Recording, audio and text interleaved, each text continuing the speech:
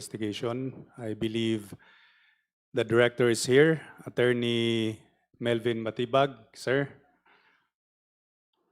Attorney Matibag, in relation to the discussion on confidential funds as found in the impeachment complaints, was there any request made upon the NBI, either by the COA or by the House of Representatives, which the NBI acted upon?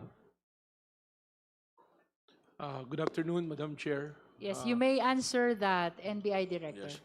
There was a request received by the Office of the National Bureau of Investigation coming from Minority Floor Leader Honorable Marcelino Libanan requesting for the study of, requesting for the review of the documents with regards to the issue of confidential funds of the Office of the Vice President.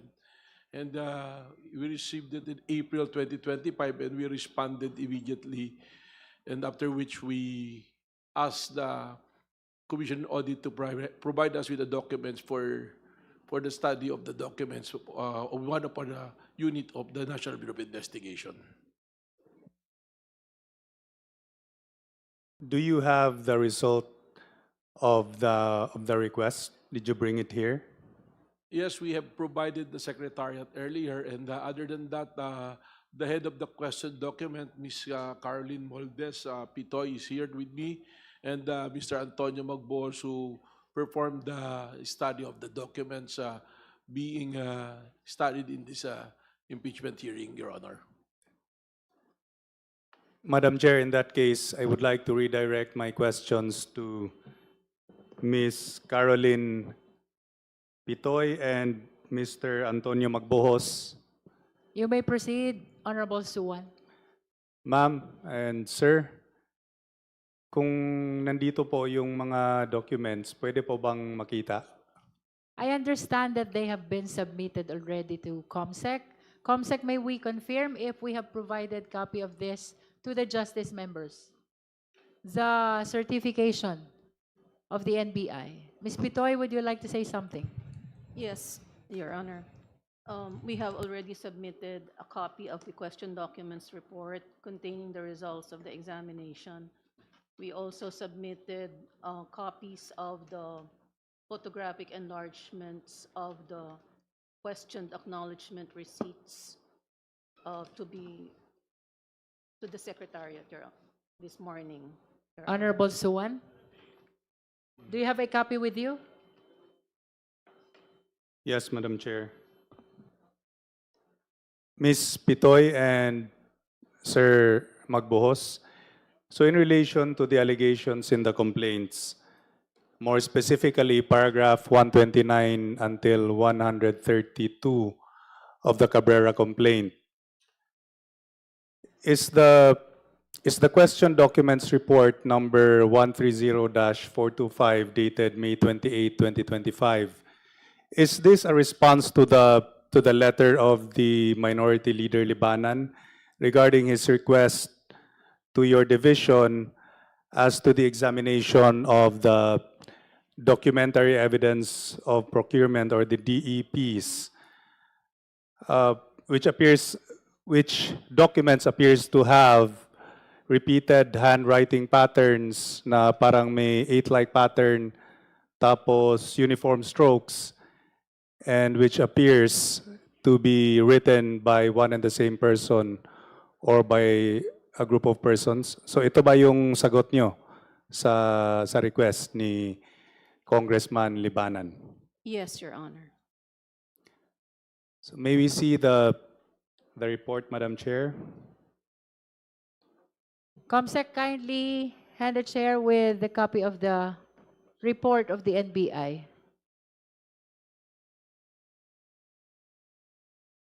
Thank you. No further questions, Madam Chair. Madam Chair. Just for the satisfaction of the justice members, this is the entire report submitted by the National Bureau of Investigation. The committee's secretariat is having a hard time reproducing these voluminous records, but rest assured that the members will be provided with a copy of this? Madam Chair, I think that, I'm sorry, Yes. that one is for the other issue. We have submitted. This is for to the threat. Yes, Oh. but we also submitted the one. for the COMSEC, please provide the documents submitted with documents. regards to the examination of specimen Yes, for the question signatures. documents.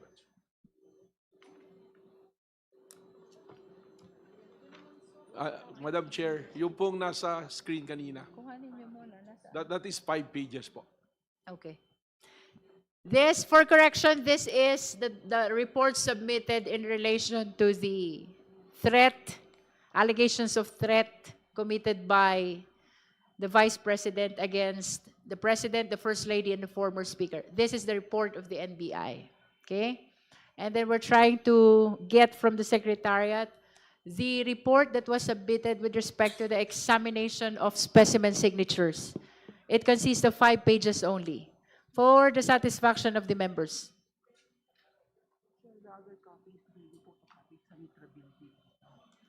Madam Right Chair, now, we still have a copy here. If you okay, want, but, can you but just these are show just it copy. to the justice members? Yeah. The copy that was submitted to the Secretariat is currently being photocopied at Mitra Building. Okay po. Na-flash po kanina sa screen po, Madam Chair. Madam Chair. Yes. Madam Chair, since we are waiting for the reproduction of the report of the NBI pertaining to the forensic examination of the signatures submitted among all the acknowledgement receipts on the utilization of the confidential funds, may we ask, Madam Chair, that perhaps just a portion of the report Yeah. of the NBI to be read by the experts. I believe we only have 2 experts when it comes to the forensic examination of signature specimen, Ma'am Pitoy and the other one. Maybe we also request what would be perhaps the last portion of the NBI report. We are still waiting for the copy of the reproduction of the copies. Pwede po ba yun, Madam Chair? There are 1, 2, 5 items in their conclusion. Maybe we should, would you like to read this, Ms. Pitoy? The conclusion? Yes, Madam Chair. Please proceed. Thank you, Madam Chair. The report contains the findings and conclusion on the question signature and handwritings appearing on the 36 acknowledgement receipts, and they are marked Q1 to Q36. And based on the examination conducted on the original copies which are on file with the Commission on Audit, there were groups of acknowledgement receipts that were written by the same person. The question signatures above the names Sally Rendon marked as Q26, the acknowledgement receipt marked Q26, and the signatures above the name Sheila Dado on the acknowledgement receipt marked Q27 were written by one and the same person. The second findings revealed that the question signatures above the names Jason Bitangkol, the acknowledgement receipt under the name of Jason Bitangkol, and the signatures above the acknowledgement receipt identified as Celsa Arobhable and Samson Sales, Samson Samuel, and Sabel Salazar, all the question signatures here show similarities in handwriting characteristics. The conclusion number 3, the question handwritten dates below the names of acknowledgement receipts in the name of Annalisa Zinho and Ken Naso, the dates here were written by one and the same person. The next conclusion would be on the acknowledgement receipts under the names Heda Claribelita Tamayo and Jason Regnol. The handwritten dates below these names were written by one and the same person. The next findings would be the handwritten dates below the acknowledgement receipts in the names of Angel Marie Abrigo and Anthony Santos. They were also written by one and the same person. The next findings would be on the handwritten dates below the names of acknowledgement receipts in the names of Joseph Carcedo and Raymond Mamon. They were also written by one and the same person. And the last, the handwritten names Milky Sequoia, the addresses and the dates appearing on the two acknowledgement receipts under the names Milky Sequoia were written by one and the same person. All right. Are there any other clarificatory questions for the NBI? Madam Chair, The Honorable Bernadette Barbers. clarificatory question to resource person, Ms. Caroline Moldes Pitoy and Antonio Magbuhos. You may proceed. Madam Chair, may I request that the first findings of the resource persons, as stated in the report, be shown in the screen together with the specimen. Oh, Is it part of those shown already? Item 1? Item 1 of the findings of the NBI. Kindly flash again in the screen.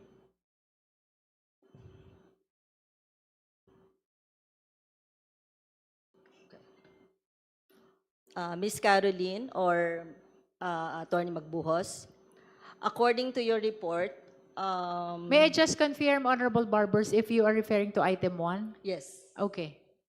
According to your report here, 1.0, may pagkakapareho sa form of elements, alignment, movements and directions of the line strokes at manner of execution. Tong dalawa? Yes, Your Honor. Okay. The signatures above the names Sally Rendon and Sheila Dado. Thank you. Next finding, set of specimen, please. 1.1. Please flash 1.1. Okay. Madam, sir, according to your report here, dito naman po ay may pagkakapareho in form, movements, and direction of line strokes and manner of execution, yung 5. Yes, Your Honor.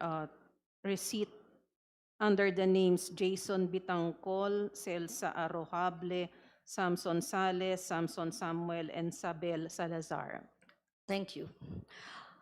Madam, sir, according to your report here, 2.0. Okay. May pagkakapareho ang pagkakasulat ng letters and numerals, direction of line strokes, and manner of execution nitong dalawa.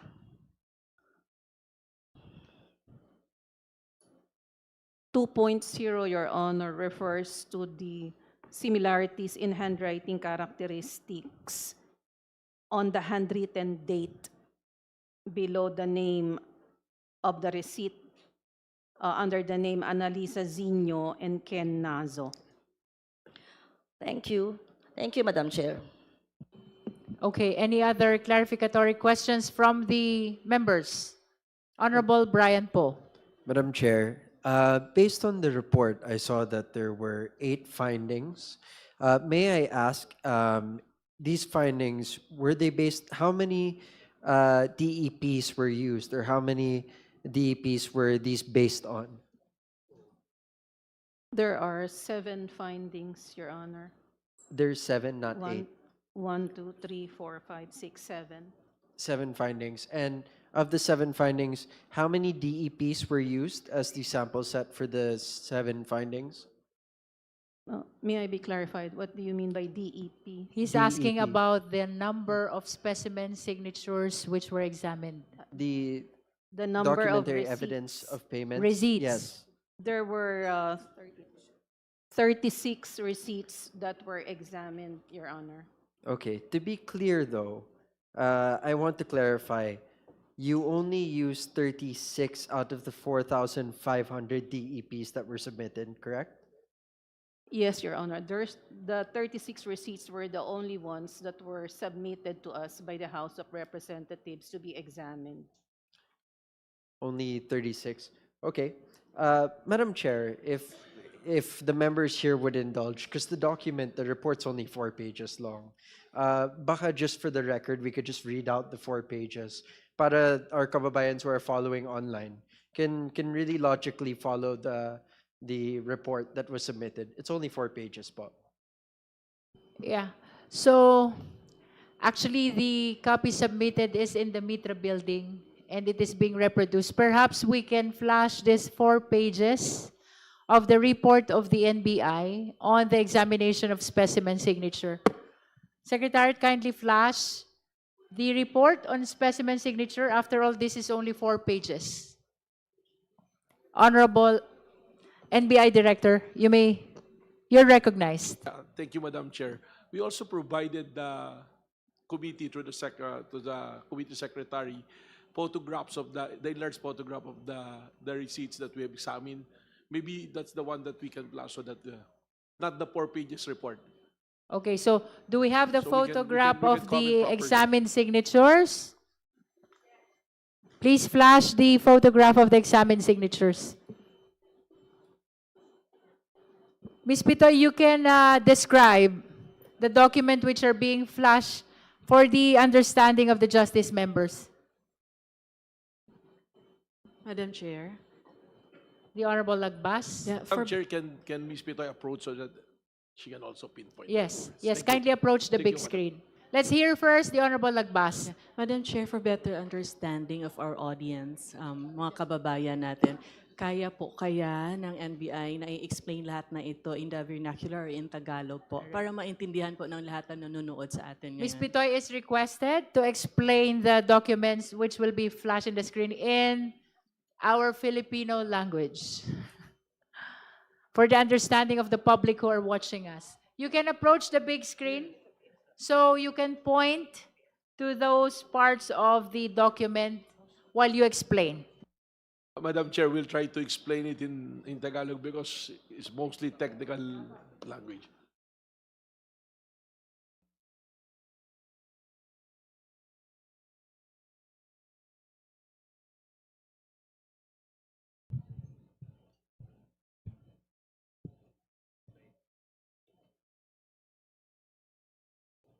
May proceed, Ms. Pitoy.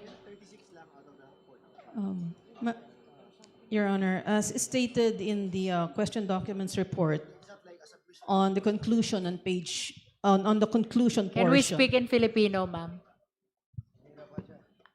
To the best way that you can. All right, feel free. In Filipino, Your Honor. Kagaya po ng nakasaad sa aming report, yung unang findings po, as far as the acknowledgement receipt under the name Sally Rendon, which is marked Q26, and yung pangalawa pong acknowledgement receipt na Q27, pwede pong sabay ipakita.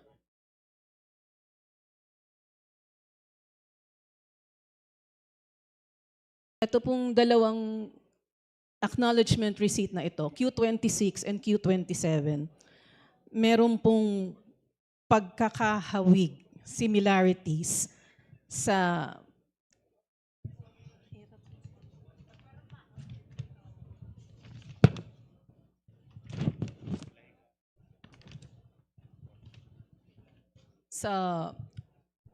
form. When we say form, it means the structural pattern or how the formation. Ma'am, pasensya na po. Ang hirap po i-submit sa Tagalog, i-state sa Tagalog.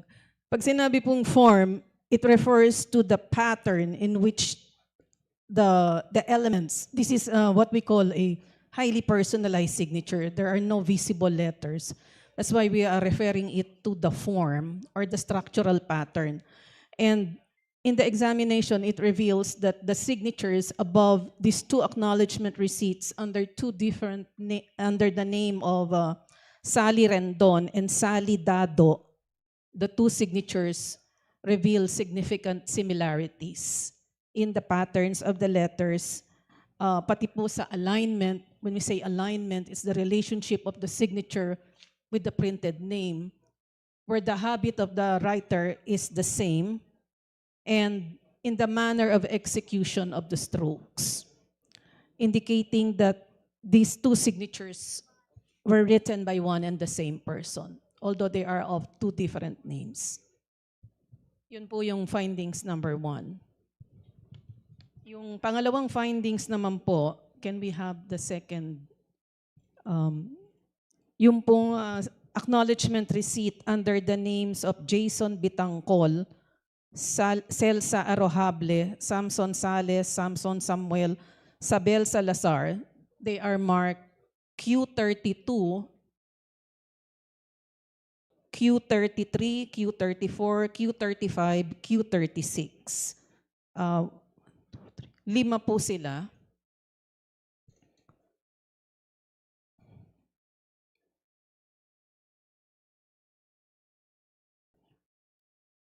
Medyo lumiit po pag sabay. Siguro po dala-dalawa muna or tatlo-tatlo muna. So ito po yung Q34. Okay. Yung first 3 elements po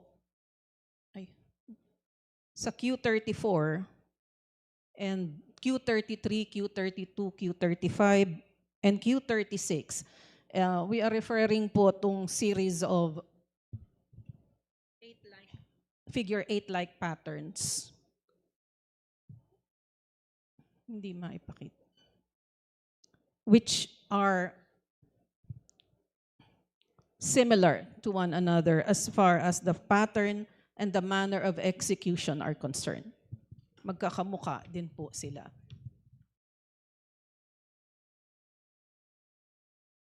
Yung findings, ito po yung pangatlong findings naman po refers to the acknowledgement receipts under the name of Analiza Zinio and Ken Naso. Dito po ang findings is as far as the handwritten dates are concerned. Pwede pong ipakita yung Q1 and Q2. Yung patterns po of the letters and the figures dun sa handwritten dates reveal significant similarities din po, indicating that they were written by one and the same person. Yung findings number 4 po refers to the acknowledgement receipts under the name Angel Marie Abrigo and Anthony Santos. Again, ang basis po are yung handwritten dates, numbers, which are similar as far as the pattern and the distinct characteristics of the figures that appear on these acknowledgement receipts, indicating that they were written by one and the same person. Yung sumunod pong findings is doon po sa acknowledgement receipt under the name Joseph Carcedo and Raymond Mamon.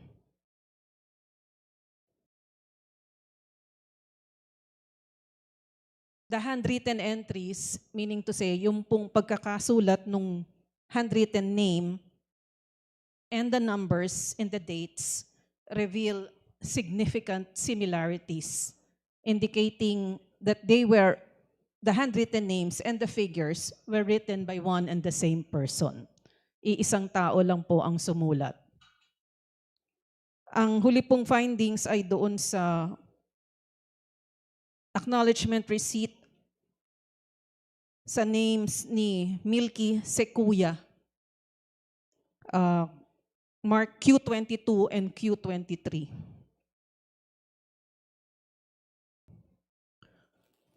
yung handwritten name ng Milky Sequoia in these two acknowledgement receipts shows significant similarities also as far as the patterns of the letters are concerned, indicating that these two handwritten receipts were written by one and the same person. As far as the handwritten name is concerned lamang po. And yun po ang nilalaman ng aming question documents report, Your Honor. Thank you, Ms. Caroline Pitoy. Madam Chair. So, Honorable Lagbas? Yes, Madam Chair. I have two questions, if that's okay. Yes. Two clarificatory That questions. is for Ms. Caroline Pitoy? Yes, Madam Chair. Okay, please proceed. Madam Chair, based on the 36 receipts that Madam Caroline Pitoy has examined, how many are found to be executed by or written by one and the same person?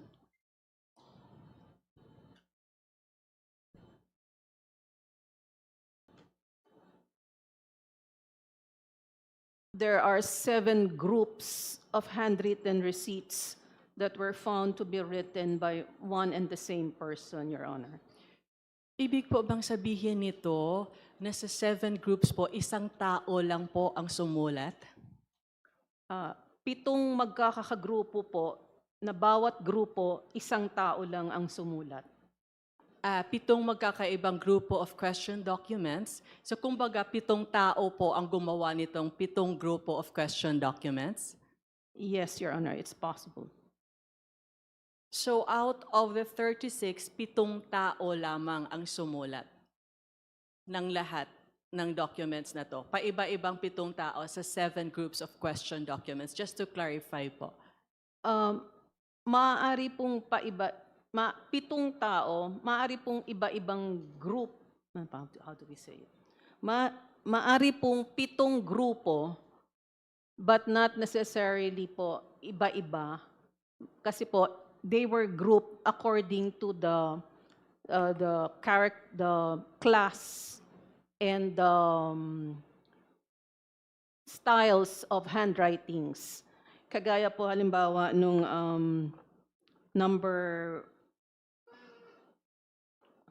yung findings number 4, ang binigyan lamang po ng opinion ay yung handwritten dates. Hindi po nabigyan ng opinion yung signatures. So maaari din pong yung date lang ang sinulat, yung 2 date lang ang sinulat ng iisang tao, but yung signature, wala po kaming opinion kasi hindi po sila comparable. Okay. So, ang klaro po is based dun sa grouping ninyo, makikita na merong possibling 7 tao lang ang gumawa or sumulat. Possible po, Your Honor. That's all, Madam Chair. Thank you. Madam Chair. The Honorable De Lima. Thank you, Madam Chair. Clarificatory lang po. Okay, so the question documents are submitted to you.